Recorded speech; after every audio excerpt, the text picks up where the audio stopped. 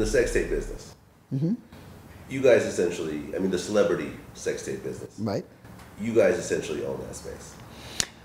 We've been fortunate, and we've been very successful, and I think that along with that success brings more movies our way.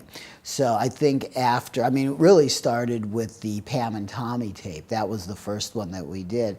And we sort of got a reputation for knowing how to distribute and how to market.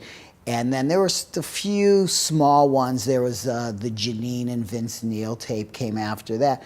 But, you know, Kim really broke it wide open. The Kim Kardashian tape was really an amazing phenomenon. And after that, sort of the floodgates opened, and many more sort of celebrities felt comfortable.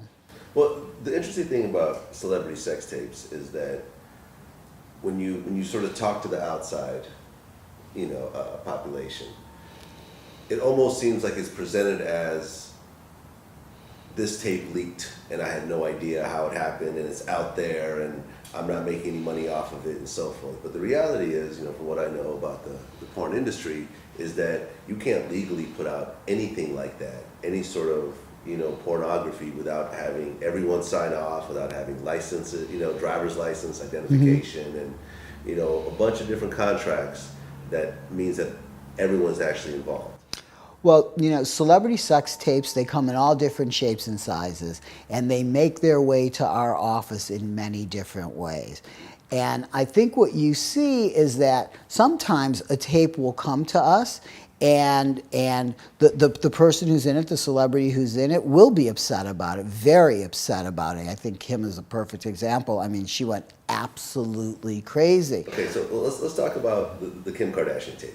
Talk about the whole story about how you obtained it and what actually happened afterwards. Well, it was brought to us by a third party. Felt like the proper paperwork that we needed was in place. That came along with it.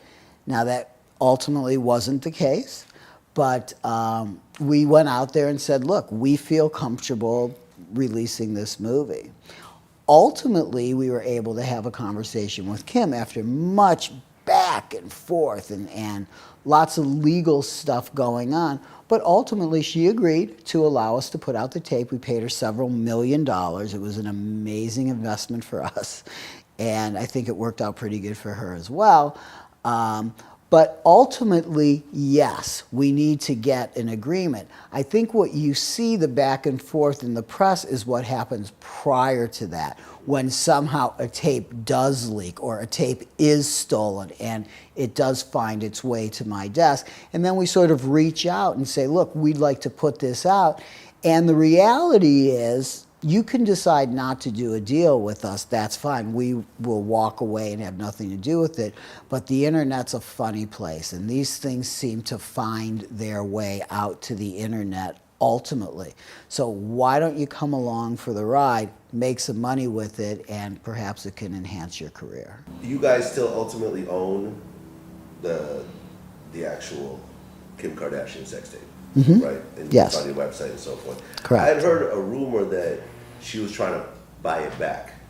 Any truth in that? Well, we were approached about, I don't know, maybe 2 years ago by somebody who, I don't know who they were representing, but it may or may not have been Kim, who was interested in purchasing the rights to the movie. Ultimately, we didn't make that deal. It wasn't enough money. And I'm not sure what they were really trying to buy. I mean, there were millions of copies out there, either on the internet or on DVD. I'm not sure what that would have accomplished. But yeah, we were approached. It was right before her first marriage to Chris Humphries. At the time, I mean, now Kim Kardashian is a household name. But at the time, she was virtually unknown outside of, like the Los Angeles circles. Why pay that type of money for an essentially unknown person? Well, a couple things. First of all, Kim was not unknown. She came from a very famous family. Her father represented OJ. Her best friend was Paris Hilton. Her stepfather was Bruce Jenner. I mean, there was a lot there for us to work with. But it wasn't until there was so much back and forth that this thing was like gaining steam.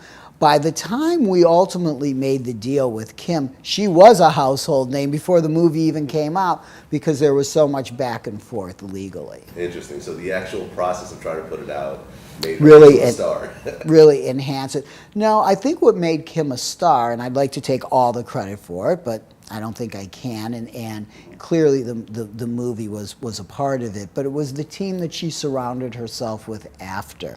It was the marketing people, all of the people, her manager, her agents, all of those people were the ones who put together a plan that made Kim who she is today. So you're not surprised as to the level she's gotten to? I mean, surprised in the way that, I mean, how unusual is it that somebody like that could be that big of a star? I mean, she is a major, massive star, celebrity, no doubt about it. But, you know, she had a great look, she was unique, and I think she did a great job marketing herself. The television show came soon after the movie, and I think that really helped to catapult her.